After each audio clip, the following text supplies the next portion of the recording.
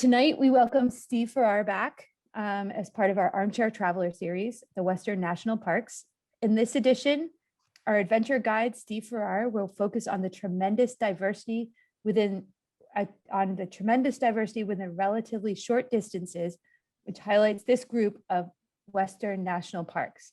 Terrain changes from the rushing waterfalls of Kings Canyon to the giant saguaro cactuses of the Sonoran Desert, from the majestic granite domes of Yosemite to the shifting sand dunes of Death Valley, from the soaring massive sequoias to the withered ancient bristlecone pines of Great Basin, the stark differences are striking. So join us as Steve takes us on a visual tour that includes some of the most iconic images found throughout the entire national park system. And as a bonus, I believe he's going to be sharing with us some information about a few parks that have been downgraded from national park status and explain some of the reasons why, maybe. So thank you very much. And thank you, Steve, for joining us tonight. All right, great. Well, welcome. Glad you guys tuned in again. And the set of parks that we're going to be covering tonight include some of the most iconic images in the park system. The ones that spring to mind when you think national parks. Some of them are not as popular. To save time for the biggies, I'll kind of skip through some quickly so that we can spend time with the more deserving parks, if you will. So without further ado, oh, just as a note, the extra bonus is next month on the Central Parks. Sorry. That's okay.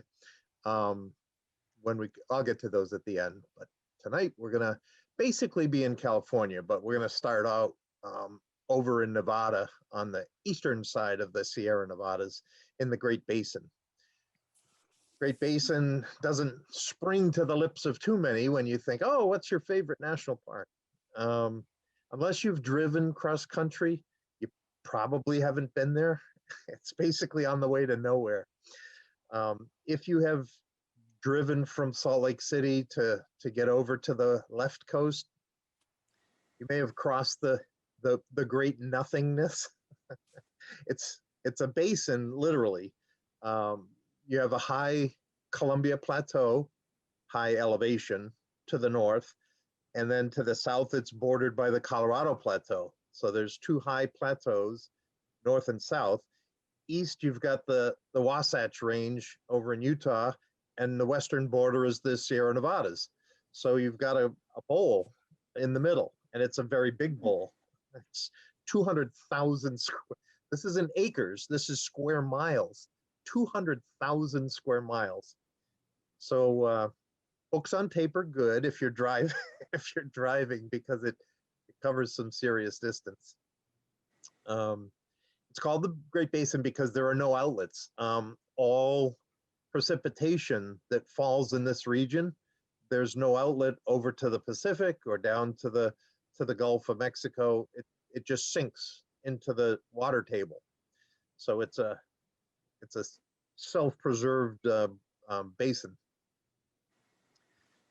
Up in the eastern corner of Nevada, Great Basin was just recently, 1986, was upgraded. It used to be a national monument, Lehman Caves National Monument.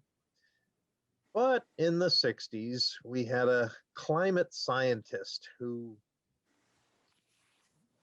wanted to find out just how old the Prometheus tree was. Prometheus at the time was thought to be the oldest living thing on Earth. Mm. So this climate scientist saw fit to, the way you tell that is you bore a core sample into the heart of the tree and remove it, and then you count the rings and see how old it was. Well, how many rings? It grows a ring a year. Well, he broke the bit off and drilled another hole, and long story short, he killed a 5,000-year-old bristlecone pine.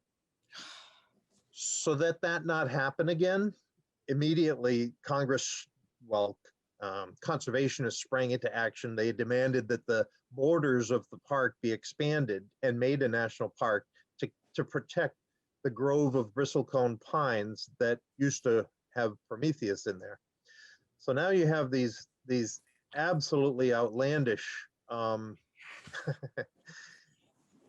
these bristlecones are extremely unique. They don't particularly look very lively, but they're old.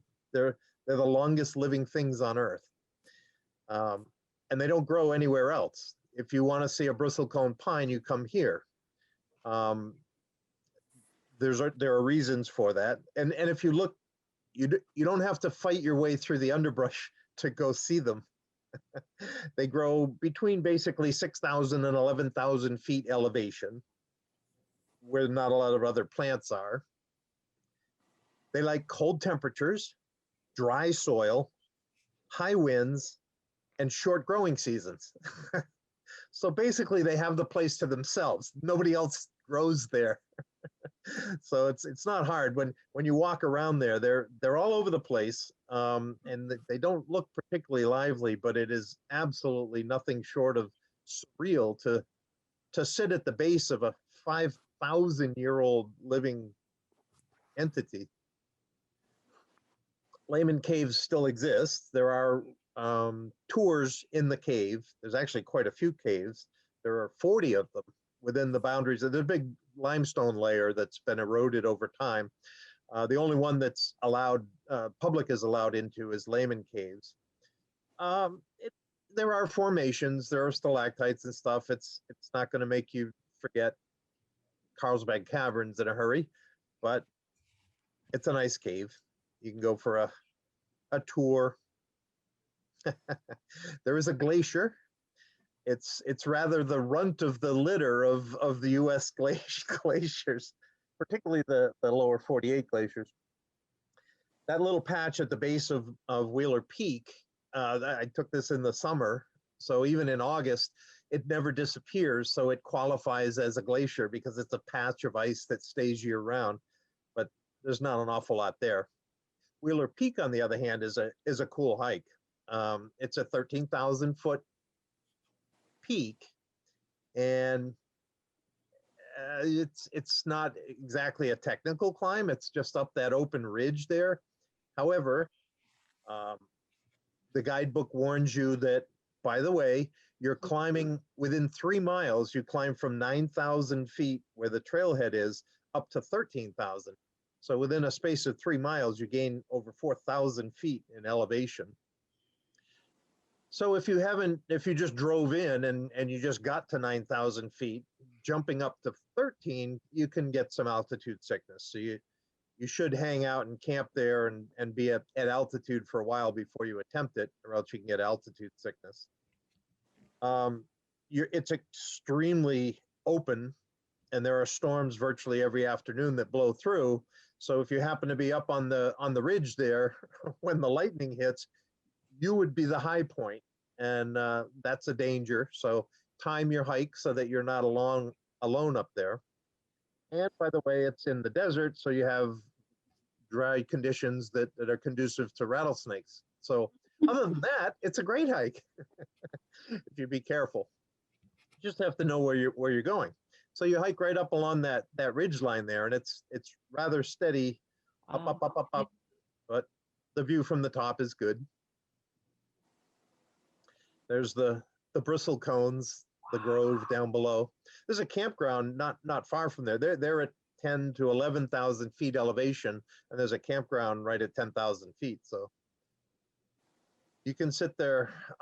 There are virtually no towns anywhere near there. So it was designated a dark sky park because there's no man-made light at all for evidence virtually anywhere around there. Combined with the altitude and the low humidity, it makes for extremely clear viewing opportunities. Stars, planets, clusters, meteor showers. It's an awesome place to be. You can see them all over the place. So they've erected this. This is the only national park that has a research grade observatory in it, which is kind of strange because it's remote controlled. So you can you can be sitting in the area and all of a sudden the eye opens up and the thing recoils. But this is why it's there, because the nighttime sky is just absolutely alive with anything heavenly. You can get some very memorable shots with the oldest trees on Earth combined with that. Those aren't clouds, that's the Milky Way, very much in evidence. So camping out up there is rather a unique experience. Worth staying over. So that's Great Basin. Now we're gonna hopscotch over to the western side of the Sierra Nevadas, to the middle of California. Pinnacles National Park is one of our newer ones. It was just designated a national park in 2013. It's kind of in the middle of nowhere, actually. It's 27,000 acres, which is nothing to sneeze at. It's decent size, but by comparison, we talked about the Alaskan parks. Kenai Fjords is the smallest Alaskan park. It's 670,000 acres. So this one's kind of a spit in the bucket. There's not an awful lot there. And in my considered opinion, it was doing just fine as a national monument. But what's unfortunately driving the upgrades these days are greedy municipalities and governments, because a national park is the gold standard. And if you get that moniker, it brings visitors, it brings their tourist dollars. So it was upgraded. And California has a complex. They were tied with Alaska. Alaska and California each had 8 national parks. And so California one-upped them by upgrading Pinnacles National Monument to a national park. You can approach from either side, either the east or the west, but there is no, you can't go across the park. There's no through roads. This is this is why I say it's not exactly like they had to ward off the condo developers weren't beating down the gates here. It's in the middle of nowhere. It's all lava fields, big jumble of rock formations. It's fun. They have some make it accessible to get up into the volcanic rocks, into the peaks. These are the pinnacles that it's named after. And you can practice your rappelling and rock climbing skills there. There is enough to do. If you happen to be, what the devil's an insectologist, if you're into insects, this is this is a must see. I didn't even know there were 500 different species of moths. Never mind in the world. This is within the borders of the park. There are 500 species of different moths. And as a bonus, you get 400 different species of bees. I have no idea. They're all cataloged. If you go to the visitor center, they're all on display. How you differentiate one from the other is beyond me, but somebody specializes in it, and that's what they say. So if you're into bugs, go visit Pinnacles. They're not really caves. It's more a jumble of rock falls. They call it Bear Gulch Cave. You can go down into it, but it's more these jumble of rocks that are overhanging that you can access. You got to watch your head. They're low bridges and stuff. They do have access gates that can be closed during when the bats are breeding. They can keep people out, and the bats can still access it in and out. So there's a gate that closes off. There's our bats, the long-eared bats that nest in there. This is why you want to go there, though. The condors, the California condors are, if you ever see one in the wild, it's a sight that you'll not soon forget.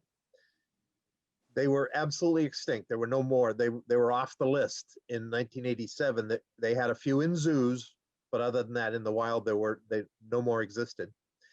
They've had a calculated release program back into the wild in 3 Zion, Grand Canyon, and Pinnacles national parks, which has been extremely successful. There's now almost 500 of them. as of this year. 500 isn't exactly a stampede, but that's from zero. So they're coming back. It is pretty bizarre, however, because they've all been released and they're all numbered. So you see these things. I mean, if you see a big turkey or something, it's imposing. These are much bigger and they're all numbered. So you can see them sitting there and it's like they're somebody's pet. They have a 10-foot wingspan. My van isn't even 10 feet long. I mean, they're the largest North American land bird anywhere. So if you want to see them, that's where you go. So that's pinnacles. And now we get into the Sierra Nevadas. That would be my three sons, or as my wife says, our three sons. Yosemite easily is worthy of the rest of our hour together here. It's up in the northern end of the Sierra Nevadas. You can see the middle there, the little prong that outlines the Yosemite Valley. It's very justifiable that all visitors flock to the valley. It's worth, if you're out there, you have to go to the valley. It's amazing. But what you have to understand is that the Yosemite Valley only represents 3% of Yosemite National Park. There's an awful lot more to see. 4 million a year, and I'll guarantee you, if you go in January and February, you'll have some elbow room. It's not crowded. So that means in the summertime, you're going to have company. You drive in from the western entrance and you're looking east down. So you're standing at this view at the western entrance to the valley. Left is to the north, right is to the south, and Half Dome is at the eastern end down the bottom. When you drive through the Wawona Tunnel and you have Inspiration Point here, it's a scene that is just nothing short of jaw-dropping, because Bridal Veil Fall over on the right is there. Just stunning. That's a 4,000-foot sheer granite face, El Capitan. It's something that you'll not soon forget. And as a bonus, you have the Mariposa Grove of sequoias. So if you come up from the south, you enter through Mariposa. Galen Clark was the first ranger in the park. He didn't really discover the grove. The Indians brought him, the indigenous folks that were living in the valley brought him in and wowed him. He he was determined enough that he went to Washington and got, in 1964, President Lincoln had other things on his mind than setting up a conservation patch, but he absolutely actually did that. He passed the first bill ever to preserve land for public use. They didn't call it a national park, so that moniker is reserved for Yellowstone, but this was the first tract of land that was set aside for public use. Galen Clark served as the guardian there for 24 years, and then he handed it off to Frederick Law Olmsted. Frederick Olmsted had his headquarters down in Brookline, Mass., which is a National Historic Site, well worthy of time if you get the chance to go visit his place. We'll cover that in another presentation, but he chaired the commission, which wanted to see to it. He got absolutely charmed, and his greatest fear was that the valley would turn into another Niagara Falls and be commercialized. Father of landscape architecture. He's got quite a few notches on his belt there. He designed I don't know if you've ever been to North Carolina, the Biltmore Estate. That was his doing, to design he designed Boston's Emerald Necklace, all the parks around Boston, Central Park in New York, the U.S. Capitol building grounds. He was pretty productive. So he ended up leaving there, but initially Yosemite Valley was under his charge, and then he handed it off to John Muir. He arrived in '68 just in time to take up residence, and he he was very successful. He founded the Sierra Club. He bent the ear. That's Teddy Roosevelt with him at the base of one of the Mariposa sequoias. He got Teddy to come out there, and they actually managed to ditch all of the whatever passed for Secret Service at the time, left them down in the valley. Teddy was supposed to be the guest of honor at a dinner party down there, but Muir got him away, and the two of them went up. This is a shot up at Glacier Point, where you've got Yosemite Falls in the background there. And the two of them camped up there together and just sat out under the stars with a campfire. And you can go there today. That's Glacier Point. That's the rock that they were standing on with Yosemite in the background, looking 3,000 feet down at the valley. So that was the view that enamored Teddy into, okay, I get it. This is special. So that's we actually went about 1,600 vertical feet above Glacier Point. There's a dome, a bald granite dome called Sentinel Dome. So the boys saw that and said, "Well, hey, look, we can go up higher." That waterfall behind them, upper, middle, and lower Yosemite Falls, is the tallest waterfall in the lower 48. Well, in North America, actually. It's 2,400 feet. So they got to sit there. Mom was having a panic attack when I said, "Oh, just back up a little bit more and we'll get a good picture here." And obviously, it's accessible with kids. It's a trail that you can climb readily, but unforgettable views from up there. El Cap, the western guardian of the valley. That's the 3,000-foot sheer face of the nose. And there are some people that can climb it. I'm not amongst them. Actually, when I was visiting there, you see the bottom of the El Cap has this scree from rocks that have sloughed off and gathered at the bottom. Well, one of the climbing groups had left a fixed rope in position. Even with a fixed rope, I couldn't get 20 yards up the face of it. I mean, they're hanging on to things that the normal person would not consider a handhold.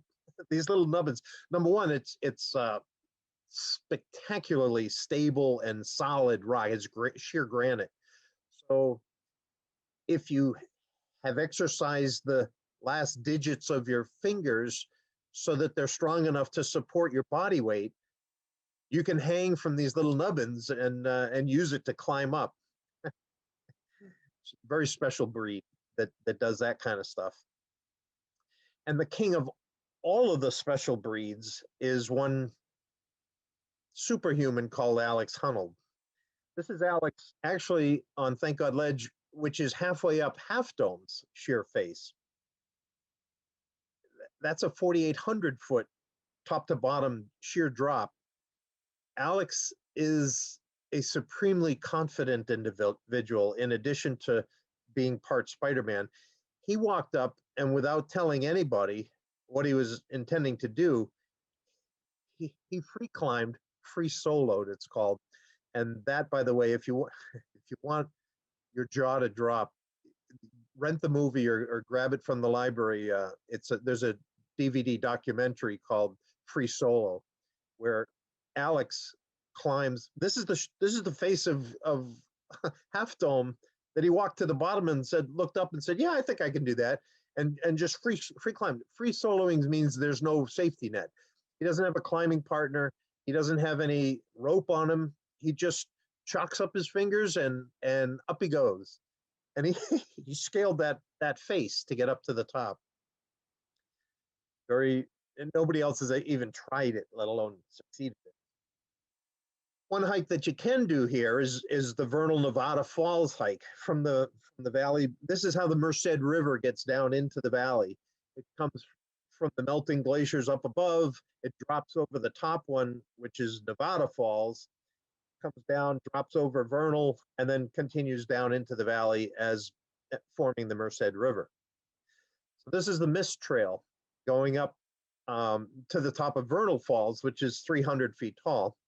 Not as much volume of water as Niagara, but Niagara Falls is 167 feet just by comparison.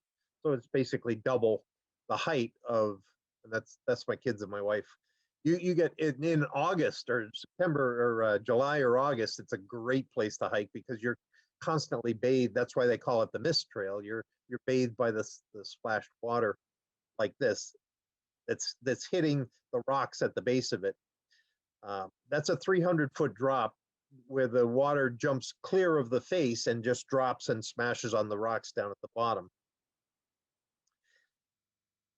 There's a series of three of them actually. Nevada's the top, Vernal's the bottom, and the waterfall in the middle is called the Silver Apron, where the water gushing down flows, as you can see, over a smooth section of granite where it gets to the top and drops over Vernal Falls. It's very, very cold. It's melting snow. It's not really smooth. You can catch a foot or an ankle in there, so you can get trapped. And the current is very, very strong. So owing to that, it's now off limits. That being said, back in the 80s, when I was up there, many a memorable weekend spent sliding down that on our butts, dropping into the pool, and you have to, the current whips around the corner and then goes over Vernal Falls. And so many people have died because they couldn't get out. There's the pool, the green pool, emerald pool there. And if you don't get out in time, that's the fall that you go over. So they don't let anybody swim there anymore. So I got to experience it during the golden age and never went over the edge. There's the base. That's where the water hits. Now, if you continue along up the side, you get to Nevada Falls, which is twice as tall as Vernal. This is almost 600 feet tall. There it is on the right with Liberty Cap, domes all over the place in the Sierra Nevadas, these big granite upthrusts. So there's Nevada Falls. Top of Nevada, 3.4. If you come down the John Muir Trail from down there, you can continue past. If you go up Vernal and Nevada, you can go behind Liberty Dome to the backside of Half Dome, and that's how mere humans get to the top of Half Dome, is not scaling the sheer face. You come up the slightly arching backside, but there's a set of cables there. Not particularly well maintained. There are some missing rungs, and it's one person wide. So if somebody's coming down and you're going up, somebody's got to swing a leg over and stand outside while the other one passes. So it's not for the faint of heart, but it gets you up to the top. When you come up over the ridge, you get to the top of Half Dome, and that's where you're sitting. Talk about on top of the world. It's a cool place to sit. So now you're looking west from the eastern end of the valley. Back at right in the center is El Capitan. And what goes up, it's much easier actually to back down the cables. So it's a fun experience. The Ahwahnee. The Ahwahnee changed hands a few years ago and is now, they wanted, when it was sold out, they wanted the new owners to pony up hundreds of thousands of dollars for the use of the name, the Ahwahnee, which it's always been known as. That was the name of the indigenous tribe that lived there. They said, no thanks, we'll rename it. So it's now known as the Majestic Yosemite Hotel, and no one ever uses those words. It's the Ahwahnee. You go in there, it's one of the grandest lodges that you could possibly stay in any of the parks. There's your dining room. There's the three boys inside the fireplace in the lobby. We were there in the summer, so there was no, but just to show you the size, I mean, it takes 6-foot logs for firewood. The Merced can be very docile if you're not there during the spring runoff. Curry Village, there are tent cabins that you can rent. You don't have to rough it in little pup tents or so. They're pretty cool. They've got sheeted beds and cots and stuff. And you are in bear country, so you have to sit through a bear orientation program where they'll tell you what bear etiquette is, where it's mandatory. You can see the metal footlocker there that you put all food and basically anything that smells perfumey that's going to attract the bears goes inside the metal storage compartments. We came out in the morning. This truck was parked 2 spaces from our van. He did everything right. He took all the food out of the cooler and it was in the food locker, but then he put the empty cooler back in the car. Well, the bears aren't stupid. They see a cooler and they know what normally is inside a cooler. So the bears broke right through the window of this truck to get at the cooler that they didn't know was empty. The guy was there, and talk about irony. The license plate, I don't know if you can see it, it's number 4UBEAR was the guy's license plate. The bear went right through the back window of it. I mentioned that you should make some time if you go to Yosemite to get up into the high country. You go from 6,000 feet down in the valley elevation up to almost 10,000 feet at Tioga Pass. It's absolutely stunning. We sat out on that point on the left there and had a picnic lunch in the middle of the summer, peak visitation, when USA Today was running stories about, oh, the overcrowding in our parks and stuff. Never saw another person. Had this view to ourselves, Tenaya Lake. So if you just get off the main track and go up on some of the trails, you can get rid of the crowds. There's Tuolumne Meadows, which is up there. These domes are everywhere. This is Pothole Dome. Kids wanted to get up onto they're very climbable and very alluring because you can scramble right up to the top and then you get a great view of your surroundings. So it's a fun place to spend some time.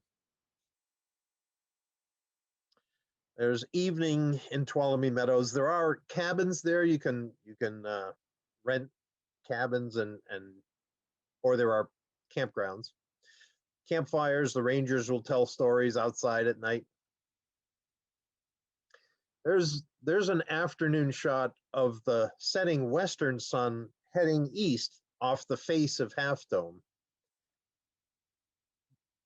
John Muir referred to the Sierra Nevadas as the range of light because of the unbelievable shifting of lights and how it changes the complexion of the views in the mountains. You don't even have to move. You can just sit in one place, and as the sun shifts, the transition is absolutely phenomenal. One of my biggest heroes, Galen Roll, was the first one to discover this phenomenon.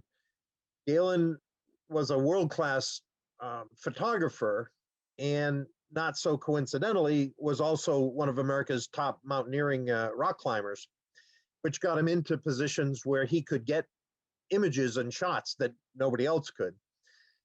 He was playing around up at the top of, that's El Capitan on the left, and he was up at the summit ridge in February when that's not lava, that's it's Horsetail Falls. Exactly one day per year, third week in February, I think, if everything's perfect, the melting snow gives enough water that the flow of water jumps clear of the rock's face and drops. The setting sun isn't obscured by clouds. One day a year, you can get this picture. he discovered it and he printed it. And now if you go there on that one day of the year, you're going you're going to be jostling for room because there's people with tripods that are setting up to try to replicate this image. Very, very famous picture. So that's Yosemite.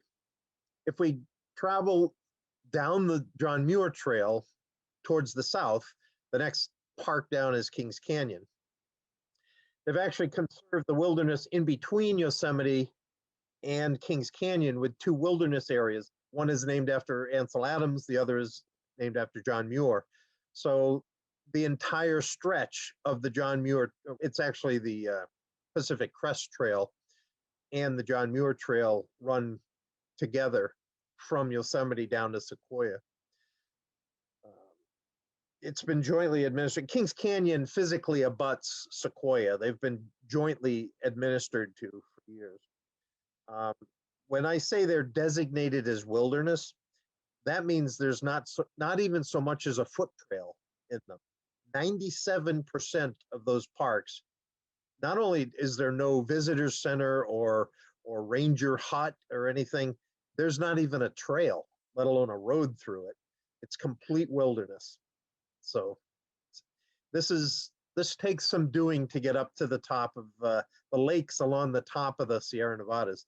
There's one access road into Kings Canyon, which is a stunning drive. The road snakes around the canyon and gets you deeper and deeper into it. Zumwalt is the end of the road where you have to leave your vehicle, but then you can hike up different trails to gain altitude and get up top. The Pacific Crest Trail is there. 800 miles of trails to hike between the two parks. So given the population of hikers that are up there, they're few and far between. You're pretty much going to have the place to yourself. This is a stretch of the John Muir Trail, which the bears aren't stupid. If you make a nice bridge to get over the river, they're not going to swim. They're going to walk over the bridge.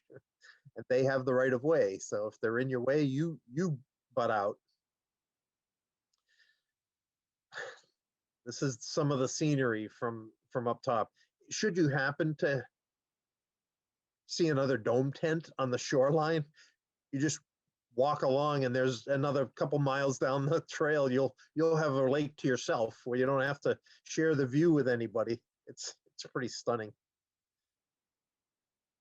And where you have mountains and rainy conditions, you're going to have flowing water. So there are waterfalls. It's nothing like the Yosemite Falls, but they're gorgeous. Mist Falls is pretty prominent. There's a good grueling trail to hike up to this, which your payoff for doing that in the summer is to sit in the falls. This is why you make the effort to climb up above. They're not very cushy. They're pretty Spartan. You get a fire pit to try to. You obviously have seen what happens when fires get out of control in California. So they do try. If you're at a point during the year when open fires are allowed, there are enclosed fire pits. They do give you a food bin, a metal place to store all your food, and you don't have to sit on the floor, on the ground. You've got a picnic table, but that's about it. But the reward is here's your sunset view looking west from up on high. And like I say, it's physically adjacent. You just drive down the road and there's the entrance sign for Sequoia National Park. It's actually number 2 behind Yellowstone, second national park, 1890. Initially, the logging industry wasn't very smart. They were cutting down sequoia trees. And initially, when you see a sequoia, if you happen to be a lumberjack or in the lumbering industry, cha-ching, you see money. The problem is the wood is spectacularly poor for building anything. It's not a hard grained tree and it splinters to pieces. Well, they didn't know that. So they started clear cutting all the sequoias and dropping them. There used to be 200,000, well, I guess now there are 200,000 acres of old growth trees that are protected. This is the greatest elevation change in any national park. The entryway, if you drive up from Visalia there, up through Three Rivers and come in the entrance from that's the Central Valley. Route 99 is the agricultural breadbasket for the United States. That's down in the Central Valley. The entrance is at 1,700 feet elevation, and Mount Whitney, the tallest point in the lower 48's, almost 14.5. They're both within Sequoia, so the range of altitude is stunning. The most visited section of the park is called Giant Forest, and there are trails that go through it. 5 of the 10 largest trees found anywhere on Earth are in this one grove. It's very, very challenging to capture properly with a still shot.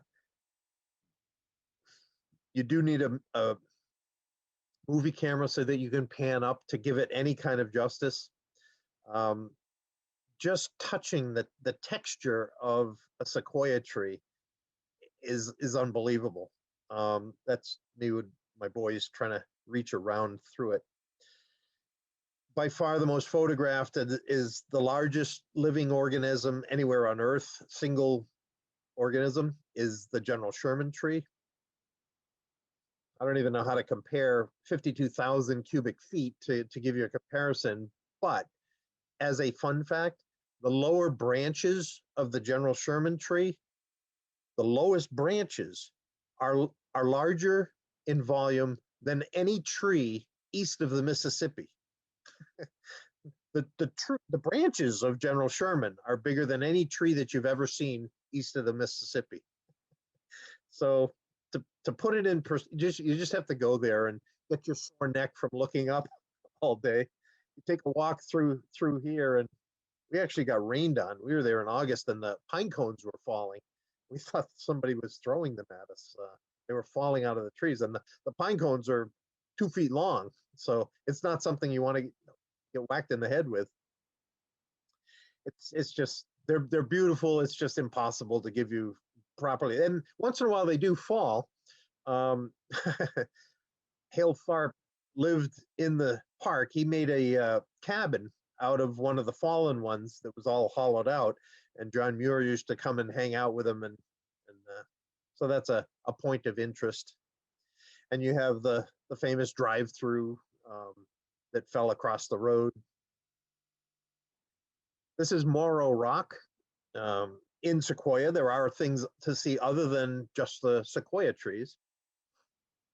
Morro Rock, serious project. Somebody carved into the granite a set of steps to get up to the top, where there's safety railings to give you this kind of view of the high country, the Sierra Nevadas. So without all that much effort, you can get quite a remarkable image. There is a cave in Sequoia, Crystal Cave, and this is the bat web, the door that opens, similar to what we saw over in Layman's Caves, or in Pinnacles, where the bats can get in and it can keep people out. What's remarkable about Crystal Cave is that it's not limestone, it's made of solid marble. So it flows, it erodes the same way limestone does, but all of the formations are solid marble. I've never been in another marble cave before, so that's unique. This is the High Sierra Trail. See the trail starting low in the middle there and switchbacking up and up and up and up and up to get you up into the top of what are called the Valhalla Cliffs. To hike along the top, you do feel that you can see the series of high lakes that are nestled in up there. If solitude is your thing, this is well earned to get up here. So that's the sunset from Morro Rock. And to, in stunning contrast, right on the other side of the Sierra Nevadas is the lowest point in North America. It goes from Mount Whitney at 14.5 to Death Valley. There are the parks, Yosemite at the north, and then the combo Kings Canyon and Sequoia. And then just on the eastern side is Death Valley, which is actually the largest in square miles. It's the largest national park in the lower 48, just slightly larger than Yellowstone. 3.3 million acres, more paved roads than any other national park. And there are only a few of them that go through it, but it's just a big park. So it has lots of miles. I'm not going to go through all of these places to go see. I'll just give you a flavor of what a day's drive through the park could give you.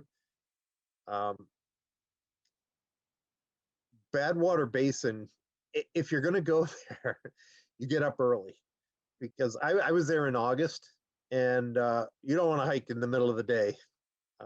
Badwater Basin heats up in a hurry. This is 282 feet below sea level. The water table is very, very just below the surface, and it's extremely alkaline. It's not something you would fill your water bottle with. Walking, not hiking or not running, walking after 10 a.m. is not recommended. It's very dry, very hot. this place, these nodules of calcite, or they're minerals. They're about 2 to 3 feet tall, and some wag called this the devil's golf course. If you play golf, you can imagine what it would be to throw a golf ball down in there. Not a fun place to walk. The artist palette has, you can drive through this section, this canyon, and there's all kinds of different colorations of minerals that are exposed. So you've got purples and pale pinks and aquamarine and copper and all kinds of stuff. From Badwater Basin, you can physically drive from 280 feet below sea level up to this vantage point at Dante's Overlook. It's 6,000 feet looking down at the Death Valley, at where you just were. You can drive up to there. And you have these yellow mounds. There's all kinds of fun places to drive around to. You don't have to hike an awful lot there. I decided to get up. This was at 8 o'clock in the morning. I figured, I'll beat the heat and start early. They have this digital thermometer outside the visitor center. This is 8 in the morning.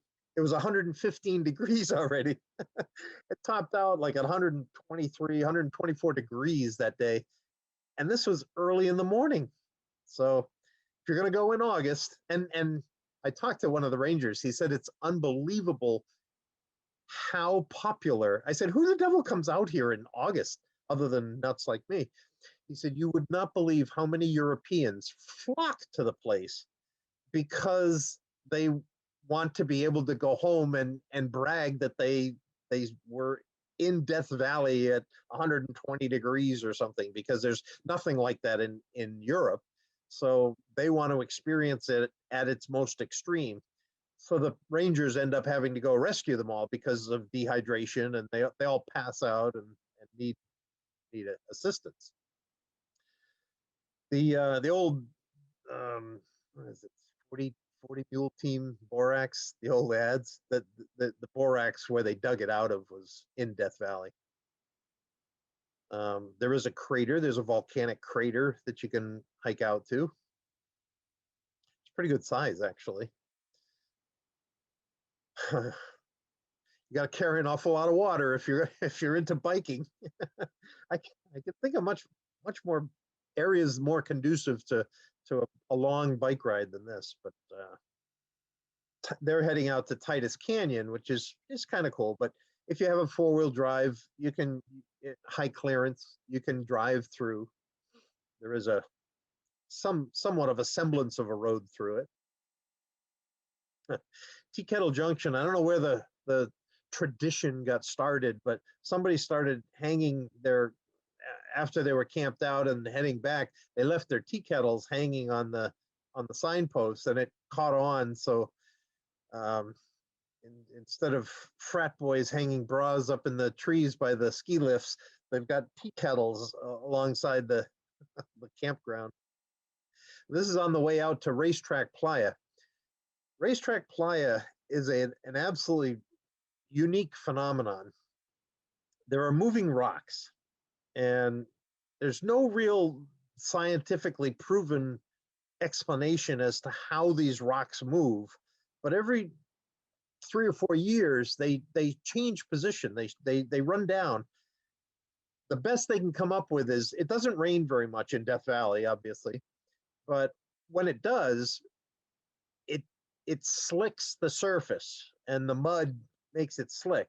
They think that the wind on a mud slickened surface can move the rocks. They move hundreds of yards down the middle of this playa on their own. So it's kind of strange. You got to have a serious wind to be moving, and those aren't small. Those aren't pebbles. They're you could climb up on top of the thing. An odd phenomenon. Very Spartan campsites. There's my tent. You get a spot, a cottonwood gives you some, like an oasis, a little bit of shade anyway. There are wildlife. It's not devoid of creatures. 51 different species of mammals, lots of reptiles. God knows why 300 species of birds want to come through here, but they all live in Death Valley.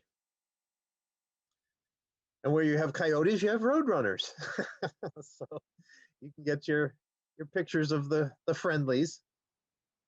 But this is, that's what you get if you hike out into the most absolutely audacious place to go.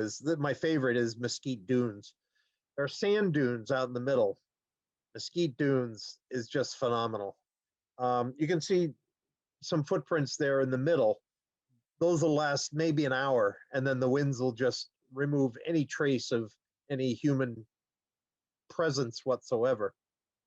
So you can you can hike out here, and this is like the sun shifting in Yosemite changes the shadows and the light on the granite faces. Well, it does the same thing on the sand dunes. The shadows shift, the angle of the sun. You can just sit in one place and watch the light dramatically shift. Into the afternoon, when the sun's rays are lower, it changes the shadows, and you can hang out at night, have the place to yourself, which is very bizarre because the glow off over the mountain there is the neon strip of Las Vegas is maybe 30 miles away from here. So you can go from complete and utter desert solitude to downtown Las Vegas in the matter of an hour or so. Talk about culture shock. So they've national preserves basically serve as protecting land in between national parks. Between Death Valley and Joshua Tree is the Mojave National Preserve. They've added on recently, 2016, the Mojave Trails National Monument was formed, Sand to Snow. These are 3 new national monuments connecting the lands between Death Valley and Joshua Tree. It actually preserves the old Route 66. Not that anybody was building anything there, but this is another desert park, Joshua Tree. Joshua Tree is very unique. There's it's 2 parks in one, actually. It's immediately east of Los Angeles, which actually was a problem, which led to the national park being created, because early in the 1920s, the Joshua trees became very fashionable to have as lawn ornaments in your suburban Los Angeles estates. So people were coming out on weekends and digging them up and transporting them back to the point where they were getting all the trees, they were getting scarce. So there was a movement created. They created a national monument so that we could post federal rangers there to stop the depopulation of the Joshua trees. And it got elevated just in 1994 with the Desert Protection Act, upgraded Joshua Tree National Monument to national park status. The park on a map of California, it doesn't look like much, but the park itself is bigger than the state of Rhode Island. So it's good size. When I say it's two parks in one, there is the Route 195 there bisects the park. Everything to the right is actually lower elevation. It's below 3,000 feet in elevation. That's an extension of it's the extreme northwestern section of the Sonoran Desert. It's known as the Colorado Desert. And then if you drive up and to the left, to the northern part, that section of the park, the western half, is above 3,000 feet elevation. And you have very, very different flora. That's the southernmost extension of the Mojave Desert. So you've got the segue from two different desert scenarios. Don't waste your time, in my opinion. The eastern part is not very welcoming. These teddy bear cactus are nasty. I don't know how, it gives you fair warning. Cactus is hazardous, don't touch it. Well, and don't chase your golf balls if it goes into the rough. I swear these things jump. They physically jump toward you if you get in the area of them. They're unbelievable. Why you would want to either hike or ride your bike through this section is beyond me. Spend your time up in the western half.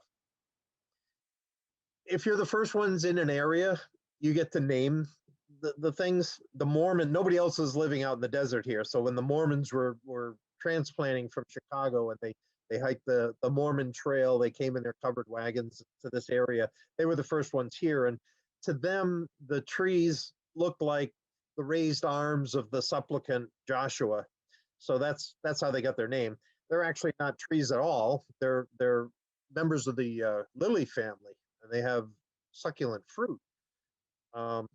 They don't grow anywhere else. If you want to see Joshua trees, you go to this part of the world. There's my tent again. Again, very Spartan. You just use that to lay your head down. You don't come here to sleep. You come here to climb. The rocks, the formations. It's basically like they turned Fred Flintstone loose, and this is his neck of the woods. The texture of that rock, it's called monzonite. You don't want to kneel on it with bare knees, or even if you're clad. It's very, very, not prickly, but it's not smooth. It's not like a smooth shale or granite face. It's got bumps. But there are smooth sandstone formations, and this is an absolute climber's mecca. Bouldering, not climbing like big wall climbing like Yosemite. This is just bouldering. You're rarely more than 20 feet off the ground, but you can spend all day honing your skills, crack climbing. Those are called crash pads down on the bottom there, because he's going to get to a point where he runs out of handholds. He's going to fly off, and that's why it's called a crash pad.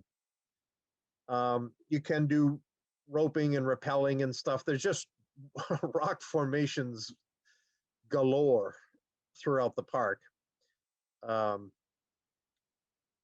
Practicing with climbing shoes to friction.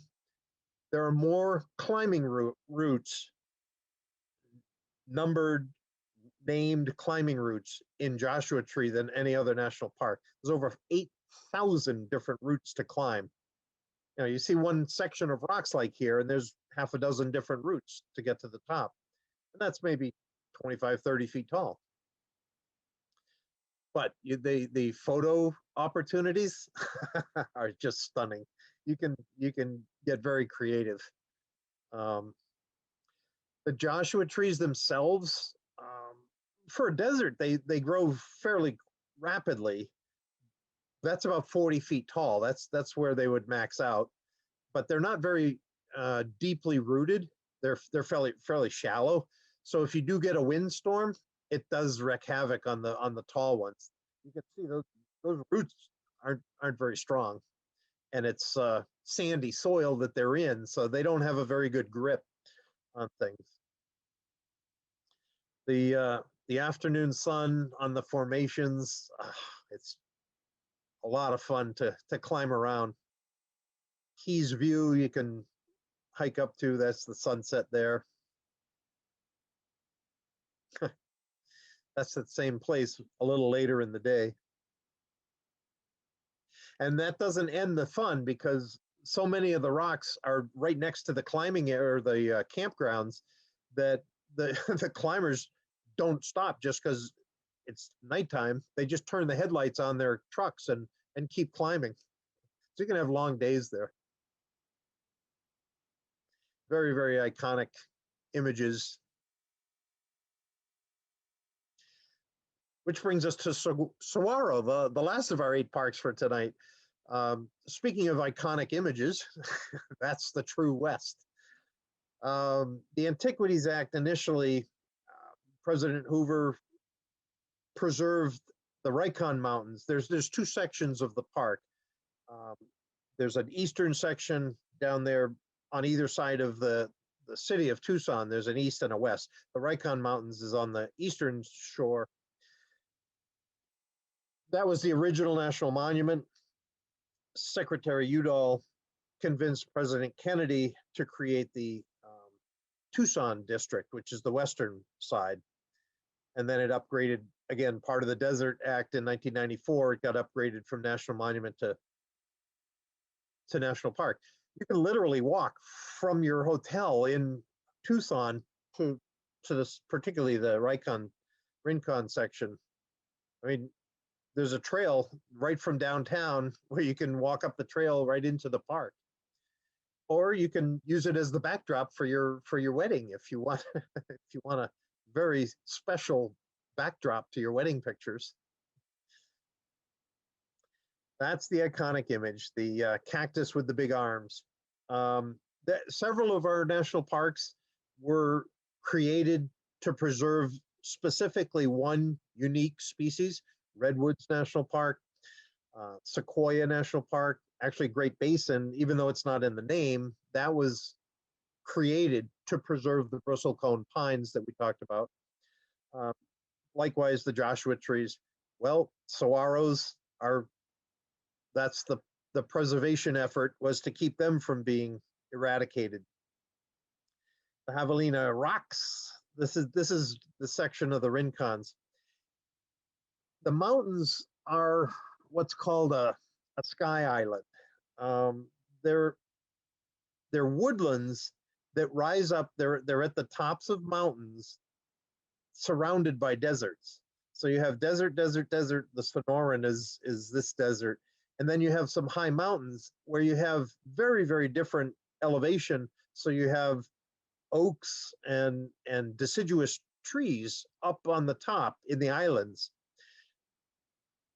Just to refresh your geography of our great deserts. The 4 deserts, Great Basin we talked about up at the top in Nevada, then you come down to the Mojave, that segues into the Sonoran, and then over at Big Bend in Texas is the Chihuahua. The Chihuahua Desert's mainly down in Mexico, but it does breach the border up into El Paso and Big Bend area. But those are our 4 main deserts. Most of the Sky Islands are down in Mexico, but there's 27 of them in the US. When the Ice Age gouged out these mountain retreats, they all became isolated, so you have unique species growing totally separated from others. If you're good at mountain biking and don't have to put your legs down to steady yourself, you can bike into the cactus area if you choose to. they do bloom. At the ends of the arms, there are the beautiful white flowers, big, big, hardy flowers. That's why you go in April when it's a comfortable 70 to 80 degrees versus July and August when you're up in the 100-degree temperatures. When they bloom, even though it's April and May when they bloom, it's still very, very hot during the day. So what happens is they bloom at night, so that they don't get all dry and desiccated and dried up in the heat. They open up, the flowers open up at night, which means their pollinators are not birds, they're bats. The bats that are flying around at night smell them and they come swarming. They're old. Well, they're not bristlecone pine old, but they're 200 years old, the adult sequoias. Their first arms don't appear until they're around 50, 60 years old. They do have a skeleton. It's kind of almost woody, inside covered by the green waxy skin. What that does is it's absolutely phenomenal what they've done. Every saguaro has a network of roots that spreads out around their base. It doesn't rain very often down there. So when it does, you see the vertical lines in the trunk. They're like pleats in like corduroy. They allow the plant to absorb all the water that falls, and they suck it up from a big radius around the plant.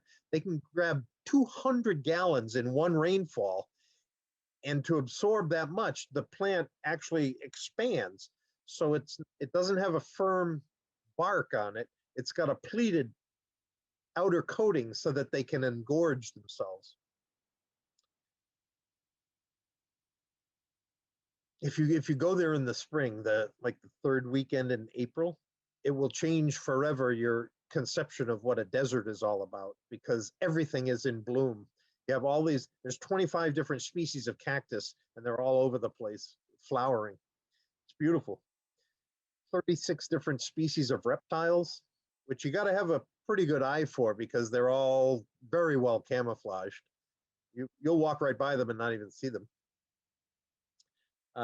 Jackrabbit, one of 30 species of mammals. Those you do see in the daytime. They'll hang out in the shade of the trees. So if you go now to the other side of Tucson, to the western section, it's a little wilder, more populated with saguaro. Like they just fell out of the sky and you have the invasion from Mars. They're everywhere. They're just dotted on the hillsides. They're all over the place. That's a javelina, peccary, wild pig.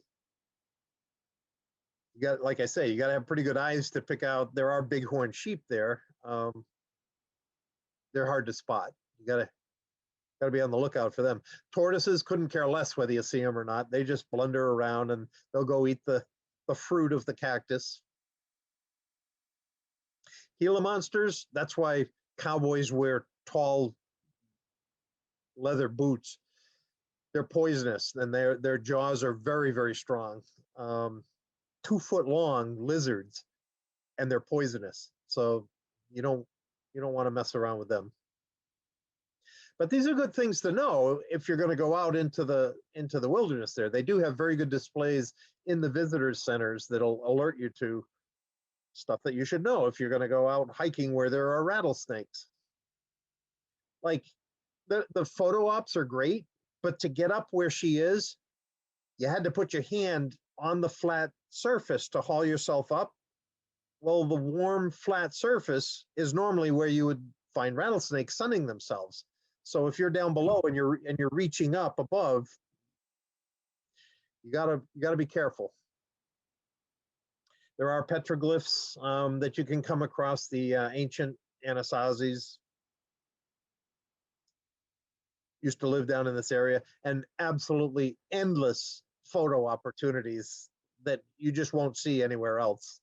that's a morning, not mist, but that's a morning cloud picture.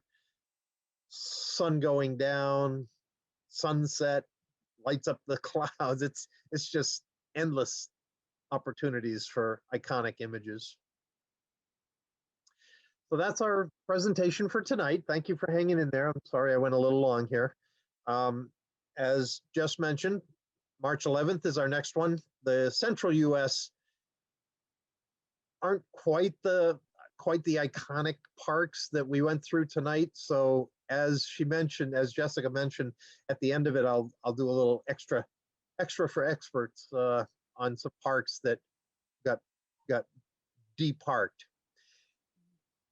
Going to take a brief minute just to tell you about one of the first questions that came up last month was, how do I get you to guide my trip?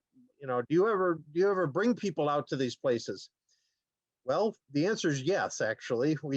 My son and I, Brooks and I, have formed an adventure tour group, and our inaugural trip is this coming June. It's a week-long trip. If you got inspired by what you saw in Sequoia, Kings Canyon, and Yosemite, we're going to spend a week in all three of those parks. If you're interested, sfarrars@comcast.net, shoot me an email, and I'll be glad to send you an itinerary and information about it. So if you want a guided hike, love to have you along. On that note, any questions? Jess, are you still with us? Thank you so much, Steve. That was excellent. I'm particularly fascinated by Death Valley. There's so much amazing stuff to see there. You know what? Some of the parks you can spend an afternoon in and say, okay, I quotation fingers, I did that park. Death Valley is enormous. And there's an awful lot to see. You have to set aside a few days worth to get around in there. That was big. what It's that 3 was million acres. That was kind of my question. Like, can you do it in bits and pieces, or do you need to drive the whole way through and like camp out? And, I would and can you always recommend. even camp out there?